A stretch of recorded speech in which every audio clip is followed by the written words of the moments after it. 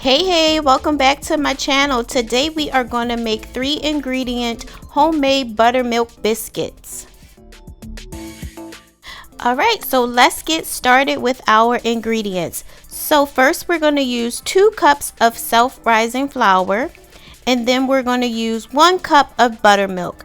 I have the 2% buttermilk, but you can use full fat or whatever you like. And then we're going to use 1 stick of frozen butter and about 2 tablespoons for brushing the biscuits once they're done. And some other things you're going to need for this recipe: you're going to need a large mixing bowl. I chose to use a glass one, which I put in the refrigerator for a couple minutes before I started the recipe. You're also going to need a box grater. We're going to do something special with the butter with that box grater.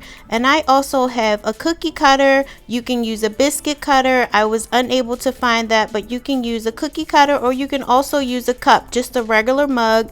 And we also have a measuring cup here for our flour. But if you don't have a cookie cutter or a biscuit cutter, no worries. You can use a mason jar, you can use a regular glass, or you can use a regular cup. And for this recipe, you're also going to need a rolling pin and a brush so we can brush the melted butter on the biscuits when they're done. And I just want to say, I hope you guys are doing well. Thank you so much for tuning in. So I did not decide to use this parchment paper right here. I realized with using that the bottoms of my biscuits did not brown as nicely as they did without it. So these are good to keep on hand for other recipes, but for the biscuits, they really did not work well in my opinion. And these 2 things are not ingredients in the recipe, but of course these are things that you can use on your biscuits once they're done. This is some strawberry preserves that I got from Trader Joe's, and also a little thing of honey there. So yeah guys, let's get started. So I have already measured out 2 cups of self-rising flour. So I'm going to go ahead and add that to the bowl. And if I didn't mention this already, I did put the bowl in the refrigerator for just a couple minutes while I was prepping for this recipe. And you guys, remember I said earlier that we was going to do something pretty cool with this grater? So this is a box grater. We're going to use the large holes right there on that side. And what we're going to do is grate the frozen butter into the bowl with the flour. You want to make sure that your butter is nice and frozen. I put this in the freezer for actually a couple days, but if you put it in the freezer overnight, it should be perfect and ready to go. So as you can see, I'm grating the butter, and guys, look at how pretty this is in the bowl. They come out like nice little curls. Actually guys, this was pretty fun, but I will say that if you do this, to please be mindful and be careful not to cut your fingers, because if you are familiar with a box grater, these little holes and slits that's on there are extremely sharp, and you don't want to nub your fingers. You can also cut your butter into the flour. That is a method that people use quite often, but I will say, if you do this with the box grater, it helps to ensure that your butter will be better incorporated all the way through. And this is going to help for when your biscuits are cooking in the air fryer. It's going to help for the steam pockets to come through in the biscuits while they're cooking. And so this is going to make for a more moist type of biscuit. So you just want to make sure that everything stays cold. You want to make sure your flour is cold. You want to make sure that your butter is frozen. And you want to make sure the equipment that you're using, if possible, those things can be placed in the freezer or the refrigerator, because this is definitely going to help for a more perfect biscuit.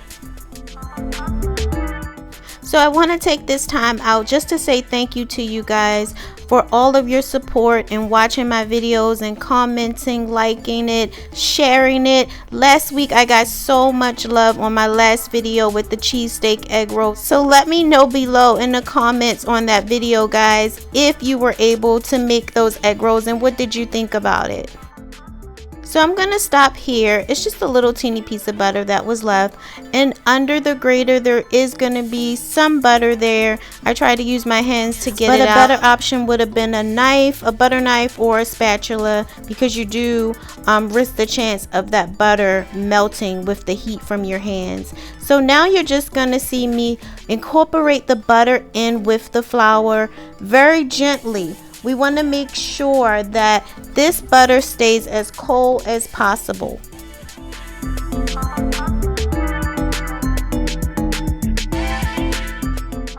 So after a few seconds of doing this, you're going to see that the consistency of the butter and the flour is going to kind of change to like wet sand. In a couple seconds you'll see what that looks like. But that's the consistency that you would want these two ingredients to look like. Just like that. You see how it's kind of coming together? It reminds me of like wet, moist sand, and that's typically what you want. You want to be very careful that once we add in the buttermilk that you don't overwork this dough. Okay, so that should about do it. This is the texture and consistency as of now. So right now in the middle of the bowl we're going to put like a little well there so we can add our 1 cup of buttermilk to the mixture. So as you're going to see, I used my hands to mix this. A better option would probably be to use a large spoon, like a large wooden spoon or a large plastic spoon. So now I'm gonna go ahead and turn the dough out onto the board. I added some flour there because this dough is sticky. In the beginning it's sticky, and that's totally fine. So once I have it on the board, I'm just gonna knead it just a little bit, and then I'm gonna fold it into thirds. And then I'm gonna flip it over, and then I'm gonna go ahead and roll it out just a little bit with this cold rolling pin. And I'm going to do this process about 3 times, where I'm going to roll it and then I'm going to fold it into thirds just like you see right there, and then I'm going to roll it out into a square, and then I'm going to repeat the process. This is going to allow for us to have a nice layered flaky biscuit. So I don't know if I've ever told you guys this, but I am really not a baker. I prefer to cook. And as you can see, my hands right here are a hot mess. So I would recommend, if you make this recipe, when you put that buttermilk in the bowl, to use a spoon to incorporate it in the beginning. And then your hands won't be so messy like mine is here in this clip, guys. Although I was having a good time, but my hands were so messy, and believe me, I'm gonna wash them really soon, and they are clean. So this is probably a great recipe to get the kids in the kitchen with you guys. So I'm gonna go ahead and cut out my biscuits. You do want to just push down on the dough. Do not twist and turn as you're cutting it. Just push straight down, because if you do that, your biscuits won't be nice and fluffy. Alright, so let's start preparing the biscuits to go inside the air fryer. And I was able to get about a little over a dozen biscuits with this recipe. So guys, this recipe is really easy and simple to remember. You have 2 cups of self-rising flour, 1 stick of frozen butter. I use salted, but you can also use unsalted. It's totally up to you. And 1 cup of buttermilk. And have you guys seen my other air fryer recipes? If you look in the description box, I have a link for each and every one of them. So guys, go ahead and check that out once this one is over. Alright, so as promised, I am going to go ahead and wash my hands. Let's go ahead and get this air fryer preheated. We're going to do 350 degrees, and we're going to cook these babies for about 12 minutes. So I decided to use my handy dandy Misto sprayer because, like I stated in the beginning, the parchment paper, in my opinion, just did not work for this recipe. So we're going to put 4 in here, and we're going to see what happens. I want you guys to make sure that they're touching, because this is going to help them to rise together. When they touch each other a little bit, it's going to help them to kind of stay together instead of just kind of falling flat in the air fryer. And you're also going to see me pushing down with my thumb. This is going to help for your biscuits to also rise nicely and not fall too flat over on the sides. All right, so here we go. 350 degrees for about 12 minutes. Oh my gosh, I cannot wait. Okay, it has been 12 minutes and my house is smelling so delicious. Oh my goodness, guys, look at how nice and brown these beautiful biscuits are.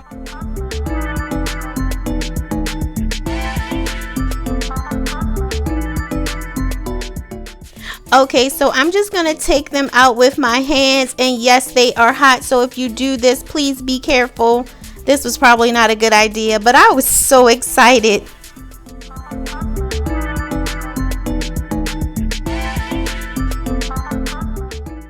Okay, so let's go ahead and coat these babies with the first coating of melted butter. Oh my God, look at that.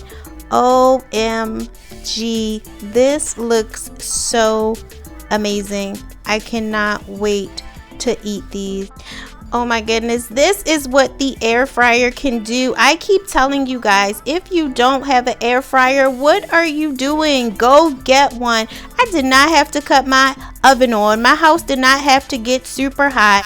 I don't know where you guys live, but in the state of Washington, it is super hot. So it is a blessing not to have to put the oven on and still get delicious foods like this. Look at that, girl.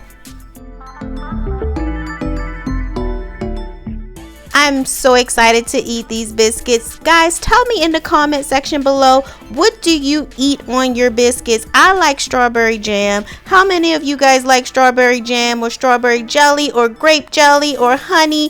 What are you guys eating on your biscuit? Ooh, this would be good with some nice country gravy. Comment below and tell me, guys, what do you eat on your biscuits? Oh my Lord. Guys, as always, I'm getting ready to smash these biscuits. I put my strawberry preserves in the middle of those. It got the buttery tops. Oh my God, that is the biggest bite you will ever see. Thank you guys for joining me. Thank you so much for all the love. Please check out the rest of my videos. Guys, hit that subscribe button. It helps me out, and hit that bell for notifications for every new upload. Thanks guys for watching. God bless you all, and I will see you on the next one.